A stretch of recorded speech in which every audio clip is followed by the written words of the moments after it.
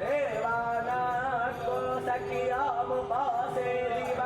भयं देवानो आयो प्रतिरन्तो जीवसे तानपोर्भोजादिविदाहो महे भयं भगं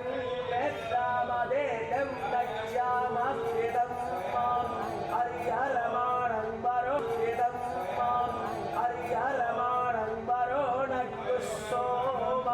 मस्तेन सरस्वतीनास शुभो रामय संवरुणकुसोम